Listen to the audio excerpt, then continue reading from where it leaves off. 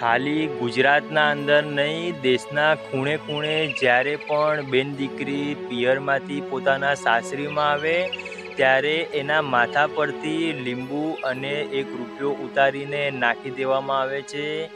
મિત્રો, ઘણી ખરી બહેનોના માથા ઉપરથી એ ગામના અંદર હોય તો એ ગામની માટી લઈને એ માટી એના ઉપરથી 7 વખત ઉતારીને નાખી દેતા હોય છે।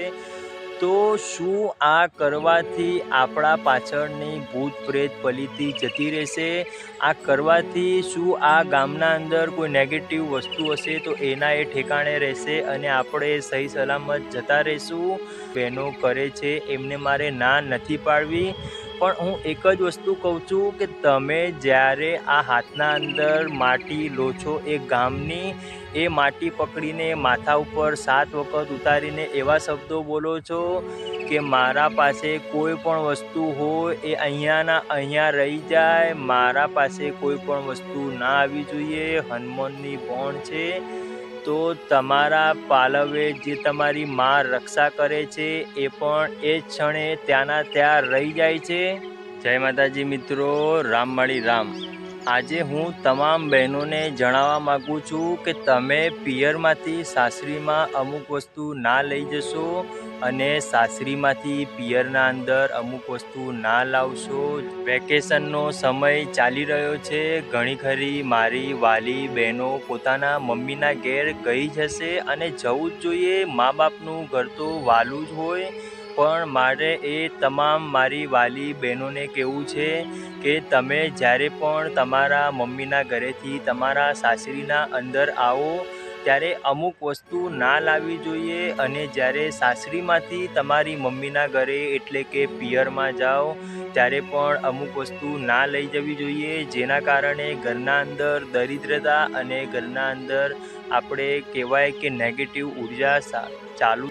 તો આજે આપણે જાણીએ કે એવી કઈ વસ્તુ છે, તો હું આ તમામ વસ્તુ તમારી બહેનોને હું જણાવીશ।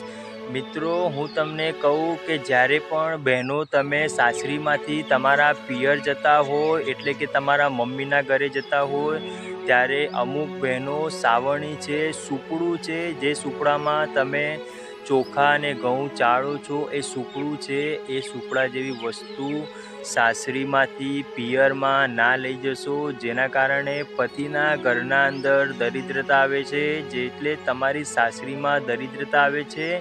ઘણી ખરી બહેનો પોતાના સાસરીમાંથી એમની મમ્મીના ઘરે સુપડું વસ્તુ લઈ જતા હોય છે, તો એવી વસ્તુ ના લઈ જવી જોઈએ।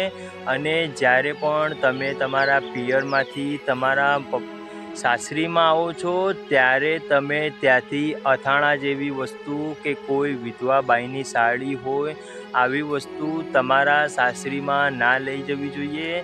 ઘણી ખરી બહેનોને એવું મારે કહેવું છે કે તમારા મમ્મી જો વિધવા છે તો એ તમારા મમ્મીની સાડી તમે તમારા સાસરીમાં લાવીને ના પહેરી શકો। બહેનો, તમે સદા સુહાગન છો, ભલે આજે તમારા ઘરના અંદર કોઈ કાળ મૃત્યુ થયું છે, એના કોઈ કપડાં તમને ગમ્યા છે છતાં પણ એમના કપડાં તમારે ના પહેરવા જોઈએ કે ના તમે તમારી સાસરીમાં લાવવા જોઈએ। બીજા નંબરના અંદર કે અથાણા, મારી વાલી બહેનો એમનો જીવ તો દરિયા દિલ છે, એમને પણ એવું છે કે હું મારા પતિને અથાણું ખવડાવું, મારા પિયરમાંથી અથાણું બનાવીને મારી સાસરીમાં લઈ જાઉં। તો બહેનો, હું તમને 2 હાથ જોડીને પ્રાર્થના કરું છું કે આપણે અથાણા જેવી વસ્તુ આપણા પિયરમાંથી સાસરીમાં ના લઈ જઈ શકીએ। લઈ જવાનો એક જ વાત છે કે આનાથી દરિદ્રતા આવે છે, આ તો જેને અનુભવ છે એ જ કહી શકે છે। તો આવી નાની મોટી વસ્તુઓનું ધ્યાન આપણે 100% રાખવું જ જોઈએ। આપણે જ્યારે ઘરના ઉમરોટ ઉપર બોલીએ છીએ કે હારું ત્યારે હું જાઉં છું। મિત્રો, જ્યારે દીકરીની વિદાય થાય ત્યારે ઝાડવા પણ રડી પડે છે, તો દીકરી જ્યારે સાસરીમાં જાય ત્યારે એ દીકરીને મારે એક જ વાત કહેવી છે કે તમારા મમ્મી પપ્પાના સાથે સાથે દેવને પણ દુઃખ થાય છે કે આજે એને લાડ પોસાડીને આ ઘરના અંદર મેં રક્ષા કરી, મેં મારા પાસે રાખી. આજે એનું આખું ગોત્ર બદલાઈ ગયું છે, છતાં પણ આપણા કુળની દેવી આપણા પાલવે રક્ષા કરતી જ હોય. તો આવી વાણીનો ઉપયોગ કરવાનો કે સારું ત્યારે જય માતાજી, જઈને હું આવું છું, રામવાડી રામ, આવજો, આવા બધા શબ્દોનો પ્રયોગ કરવો જોઈએ. તમને મારો વિડીયો ગમ્યો હોય તો વિડીયોને લાઈક કરજો, કમેન્ટના અંદર જય માતાજી, હર હર મહાદેવ જરૂર લખજો, જેથી આજના દિવસના અંદર એકવાર તો પ્રભુનું નામ આપણા મુખેથી લેવાઈ જાય. અને મારી ચેનલના માધ્યમથી ઘણું શીખજો. ત્યાં સુધી રાજી રહેજો.